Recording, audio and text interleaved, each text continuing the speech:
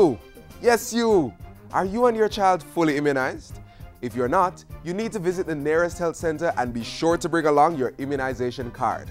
It's World Immunization Week, and we are seeking to raise awareness on the importance of getting life-saving vaccines which can prevent various diseases. Hello and welcome to another edition of the show that informs, educates, and entertains. The news and much more is on the other side of this break. Stay with us.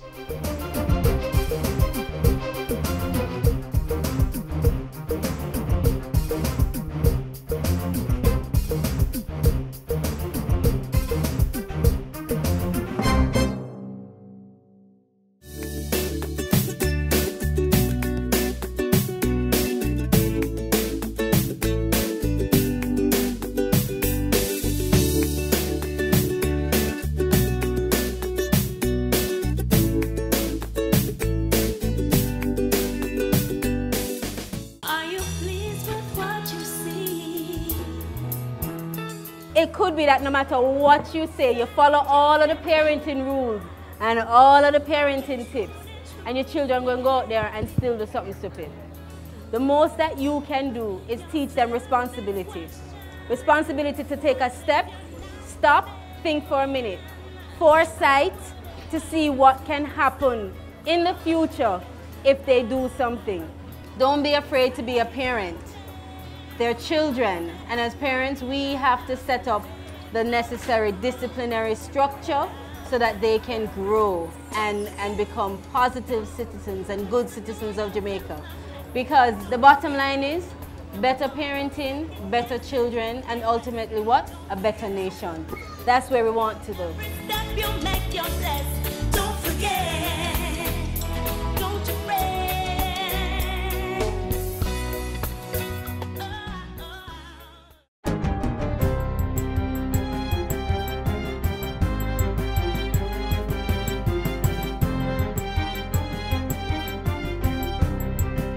Good day, I'm Tamar McHale, and this is your GIS News for Monday, April 27.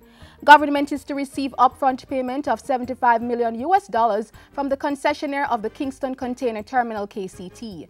The money is part of the $510 million concession agreement recently signed between the Port Authority of Jamaica and French firm Terminal Link CMA CGM for the privatization of the KCT. Transport and Works Minister Dr. Omar Davies says the consortium will pay an annual fixed fee of $15 million plus a variable fee of 8% of gross income. Whilst the concession will be mutually beneficial, Mr. Speaker, the most important benefit for Jamaica is that this expenditure is taking place, which will make the KCT ready for regional and international competition. And this is totally the responsibility of the concessionaire, with no debt guarantee being provided by the government of Jamaica and no additional debt being assumed by the GOJ. Minister Davies was delivering his sectoral presentation in Parliament last week. He said the transaction would allow the PAJ to service its debt and to become involved in new areas of maritime business such as port-side logistics. Government has not taken a decision to close any postal service location. Science and Technology Minister Philip Paulwell made the assertion during a recent Jamaica House media briefing in response to the reported unsustainable operations at some post offices. He said any such decision would not be taken without consultations with the various stakeholders. We have a staff position that we are studying. One important aspect of it will commence in May, which is to engage some debate, because these proposed changes can't happen without full consultation. The post office is an institution. He said one of the proposals was to provide mobile services in a more concentrated way. More young people will soon receive work experience in private sector companies under the National Youth Services Summer Job Program. The NYS and Private Sector Organization of Jamaica, PSOJ, recently signed a memorandum of understanding to make this happen. Youth and Culture Minister Lisa Hanna says it's part of the NYS's work over the past 3 years to reinvent how it caters to the self-development of the over 5,000 young people in the program. This is going to be invaluable to our young people, and it really is going to be a game changer in the way that young people understand the world of work, what it takes to really get a job, and how to keep a job. PSOJ has committed to marketing relevant NYS programs to its members. Because the truth is that there are the skills, a lot of the skills that are going to be necessary for these young people in the future, in terms of whether it's the business process outsource, industry, tourism, manufacturing, or agriculture. If they can get some of those fundamental skills at an early age, it prepares them for the work world in the future. The NYS Summer Program provides young persons aged 17 to 24 years with employability skills. The placement period occurs in 2 phases, July 6 to 24 and August 10 to 28.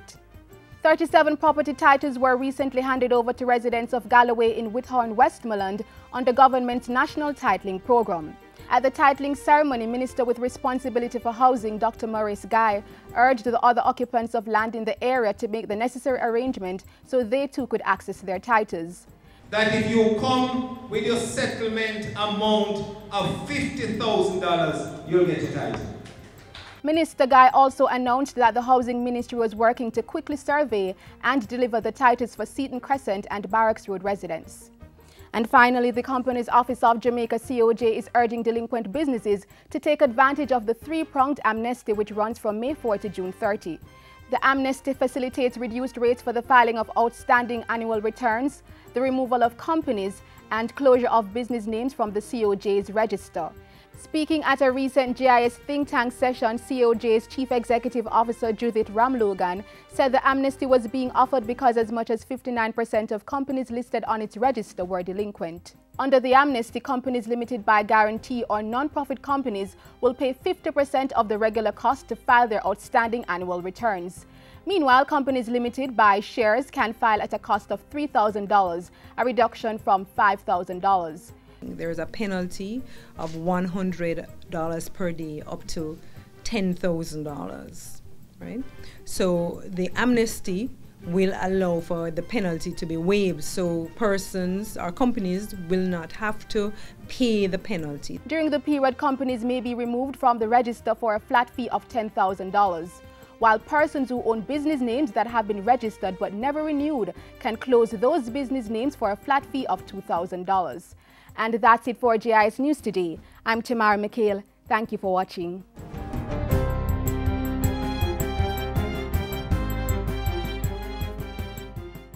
Family, school, church, community, all important agents of change in our society. They influence what we think about ourselves, our surroundings, and how we see the roles of males and females. Let's all work together for equality for all Jamaicans. Let's make Jamaica a place where both males and females have equal access to a good education, good jobs, the best healthcare, and opportunities for the good of the country. Males and females are different, but it doesn't mean they're not equal. Let's build a Jamaica that doesn't discriminate. Become an agent of change. The Prime Minister and her team at Jamaica House were fully occupied with the nation's business this past week. Catch the highlights of the week that was next. Prime Minister reveals development plans for Hanover, new members of National Housing Trust Board named, and primary school champs launched. I'm Simone Wolf with Jamaica House Weekly. The government that I lead continues to explore additional development possibilities for Hanover in order to create needed jobs for the people of this parish. Prime Minister Portia Simpson-Miller told Hanover residents last week that those development opportunities included plans to rehabilitate roads in the parish. The National Works Agency has advised me that plans are in place for some major road improvement work to be done in the Riley Bridge to Dias and Green Island to Santoy areas of the parish this year. The contract is to be signed in the first week of May. In the meantime, Mrs. Simpson-Miller said there was also renewed interest in transforming empty factory spaces at Horton Court and Sandy Bay in the parish. Like the Rio and Grand Palladium hotels, the Prime Minister also disclosed that additional interests have been made to add to the parish's tourism offerings. Mrs. Simpson Miller was in Hanover for the opening and naming ceremony of the Hanover Cooperative Credit Union building. The complex was renamed the Enid Gonzalez Building in honor of the credit union's founder. The sport portfolio in the office of the Prime Minister got some attention last week. The InSport Surge Island National Primary Championships was launched on April 21, with InSports Chairman Don Anderson encouraging athletes who aspire to join the ranks of Usain Bolt and Shelly-Ann Fraser-Pryce. The sky is really the limit. They started where you are, and therefore you can get where they are by virtue of being the discipline, the commitment, the dedication, the hard work, the training. 4,465 6 to 12-year-old athletes from 95 schools are set to compete in 38 events. The meet is scheduled to run from April 29 to May 2 at the National Stadium. The National Housing Trust has a new board that will serve for 3 years. Their assignment took effect on April 3, 2015. At last week's Jamaica House media briefing, Minister responsible for information, Senator Sandra Faulkner, said Dr. Carlton Davis was the new board chairman. The Honorable Daisy Coke, OJ, she will be the deputy chair. Mrs. Scarlett Gillings, Senator Lambert Brown, Mr. Robert Boudin, Mr. Percival Latouche, Mrs. Jacqueline Lynn Stewart, Mrs. Lisa Harrison, Mr. Granville Valentine, Sergeant Raymond Wilson, Pastor Michael Harvey, Mr. Clayton Hall, Mrs. Sonia Hyman, and Mr. Martin Miller, who is the ex officio member. 3 other members are expected to be named shortly. Senator Faulkner also revealed that there had been a retroactive implementation of the Special Selection Housing Benefit at Longville Park Phase 3 in Clarendon. The order facilitates the allocation of 70 housing solutions to NHT contributors in specialized areas. 20 solutions to young professionals born between 1975 and 1981. 1 solution for a police officer through the Ministry of National Security. 20 solutions to persons whose income placed them in the 1% and 3% income bands. 20 solutions to persons choosing to construct with alternate building systems, and 9 solutions for public sector workers. The Ministry of Justice has gotten Cabinet's approval to purchase lands adjacent to the Yallas Courthouse for expansion purposes. According to Minister Faulkner, the current expansion plans would encroach on neighboring property. A surveyor's identification report revealed encroachment of about 171 square meters on the adjacent properties for work proposed by the Ministry of Justice as part of its improvement work to the physical infrastructure at the Yallas RM Court. The proposed work cannot be approved by the St. Thomas Parish Council until the encroachment is resolved. And the Prime Minister took some time to meet with visitors to Jamaica House. She recently welcomed Chow Cheng-yu, the special envoy of China to Jamaica. Mrs. Simpson Miller also met with international consultant and former Caribbean diplomat Sir Ronald Saunders. And that's it for Jamaica House Weekly. Join us next time for the latest stories coming out of the office of the Prime Minister.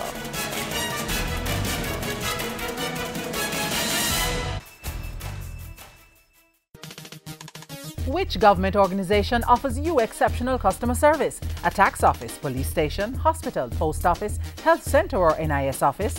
Vote for your favorite public sector organization in the Public Sector Customer Service Competition. Call toll-free 1-888-991-2752. Visit cabinet.gov.jm and follow the instructions. Or drop your entry form at government agencies island-wide. Votes close April 30, 2015. Let your voice be heard.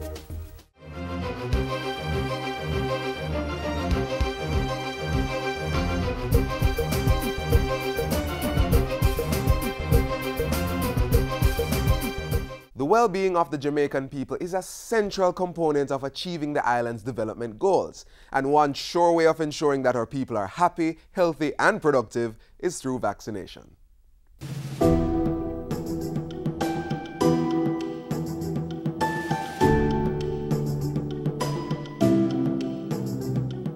Picture the world without vaccines. There would be widespread epidemics, unstoppable diseases, and death. Thanks to vaccines, we are able to protect ourselves. Vaccines are medicines, but unlike those that cure or treat diseases, they prevent them. Jamaica has long been engaged in this preventive mode of healthcare, even enacting laws to enforce compliance.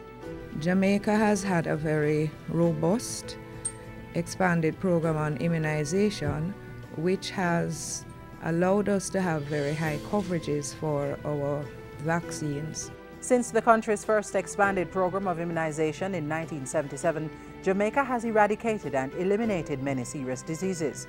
The country had its last case of polio in 1982, the last case of locally transmitted measles in 1991, diphtheria in 1995, and rubella or German measles in 2000.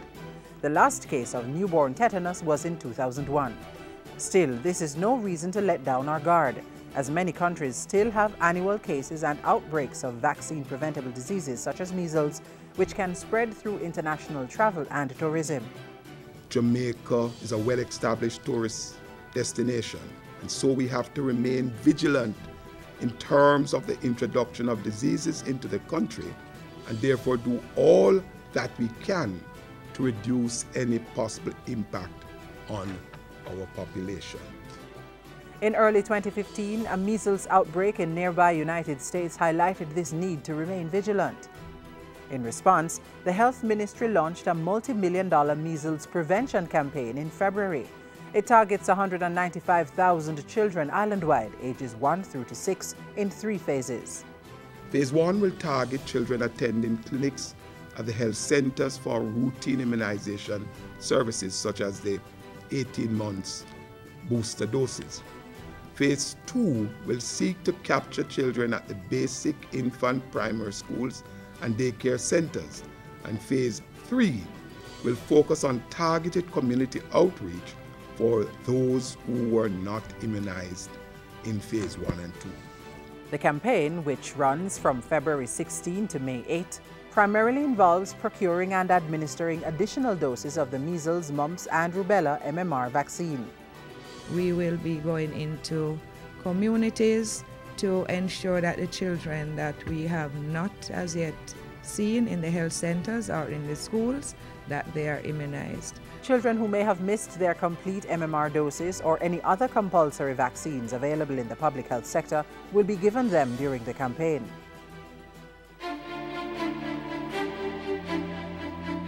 Measles is a highly contagious respiratory infection caused by a virus. Symptoms generally appear 10 to 14 days after exposure to the virus and include a fever, dry cough, runny nose, sore throat, inflamed eyes, and skin rash.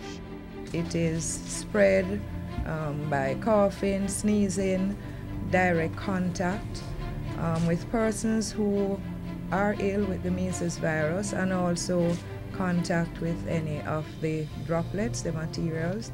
This virus can remain alive on surfaces for up to 2 hours. It presents as a non-specific flu-like illness. Everyone has a role to play in keeping Jamaica measles free. Parents and guardians are to ensure every child is fully immunized. The Ministry of Health provides vaccines for children at no cost in the public health sector. This was the case prior to the introduction of the no user fees policy. And continue. So get your child's immunization card or child health passport ready and visit your nearest public health center or clinic. The current 3-phase immunization campaign is running concurrently in all parishes. All our health facilities type 3s and above are now designated daily vaccination sites from Monday to Friday during normal opening hours. So parents would need to bring, for children born before 2010, their immunization cards. But we implemented in 2010 the Child Health Development Passport, which have the immunization record. And once they take those, the public health team, which is usually either the public health nurse or the midwife within the clinic, would check, see what vaccines the child would be eligible for, and administer same. Everyone in the targeted population will be vaccinated unless they can provide documented proof that they have received the completed doses of the MMR vaccine and any other compulsory vaccine. The Ministry of Health has taken the decision to offer the completed dosage of MMR vaccinations earlier. Children born July 2013 and after are now offered the booster dose of the MMR vaccine at 18 months old instead of 4 to 6 years. It therefore requires that those children who would be 2 and 3 years old, and in the previous schedule, they would be getting their vaccine at 4 to 6 years old. All of those children would be among the group that we need to immunize now. Under the country's 1986 Public Health Act, all children should be fully vaccinated by their first birthday and get booster shots after that.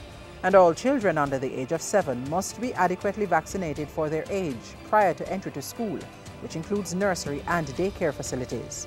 It is the duty of every parent to have their child immunized. Failure to comply with the regulations can result in prosecution in a court of law. The regulations only allow for exemption from vaccination based on medical reasons and not on religious or philosophical beliefs. Prevention is better than cure. Vaccinate today and reduce the risk of infection from potentially dangerous vaccine-preventable diseases.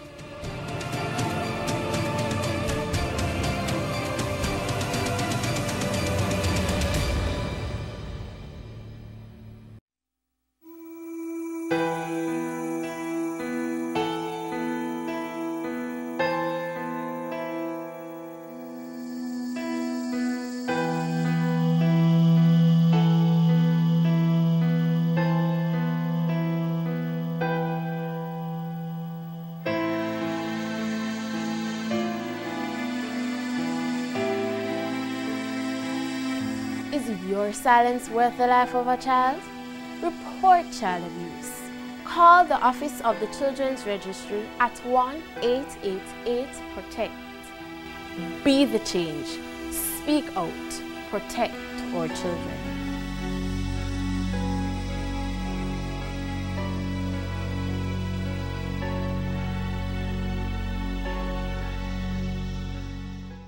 The care and protection of our children is everybody's business.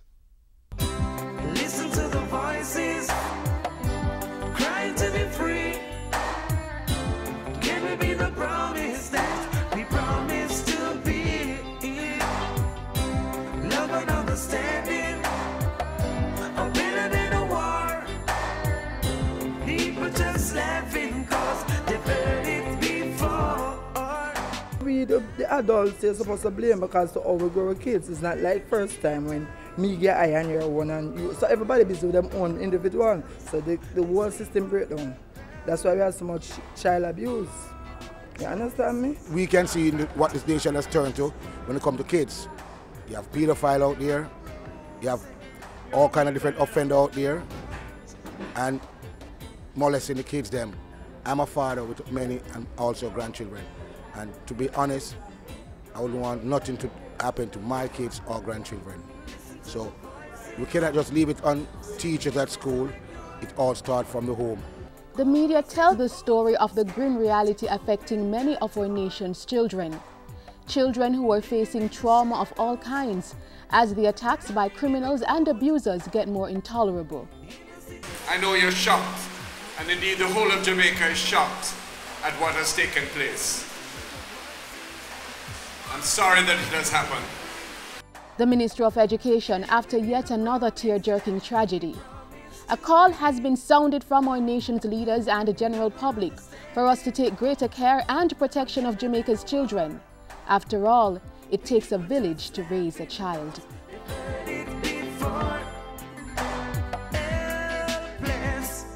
It is sad for every time you hear a child murdered. And it's happening one too many every time. And I want to make a special appeal to mothers, fathers, and communities. Our children are our future. Had I been murdered, Jamaica would not have had today the first female prime minister. The other leaders were murdered. Jamaica would not have benefited from them. As the Prime Minister makes it clear, our future development and success rests in the young ones of today. So it is up to us to make the difference.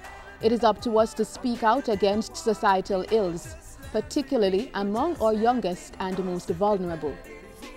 We can start by being more vigilant, being vigilant in educating our children of the do's and don'ts of talking with strangers, assuring them that even persons who are very close to them in terms of family members, neighbors, everybody, can be a danger. So we have to teach them to protect themselves, to be aware of all the signs that can endanger their lives.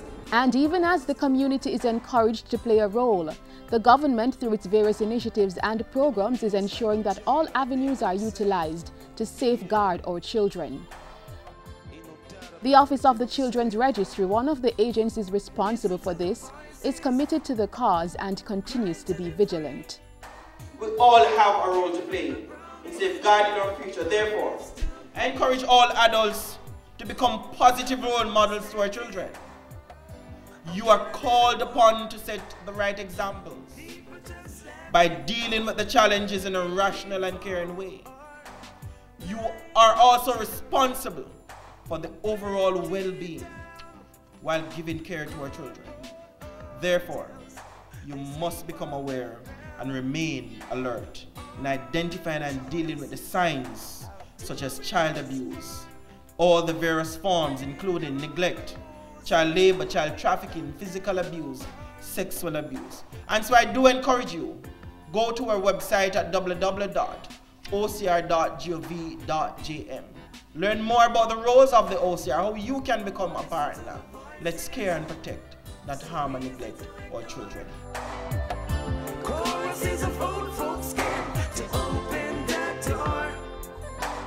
And I want to make a special appeal to parents, mothers and fathers.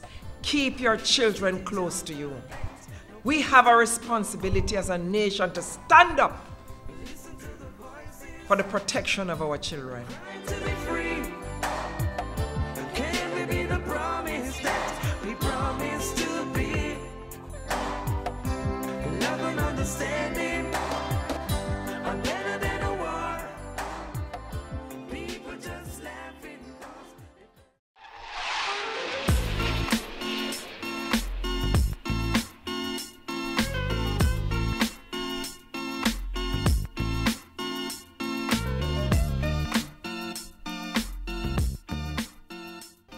And that's our show. But it doesn't have to be the end of your information gathering. Visit our website, jis.gov.jm, or our YouTube channel for more of the work that the government's doing to create a better Jamaica. If you're into social media, we maintain a strong presence on Facebook, Twitter, and we also have an app so you can keep abreast of what's happening on the island. On behalf of the entire team here at the JIS, I'm Theodore Henry. Walk good.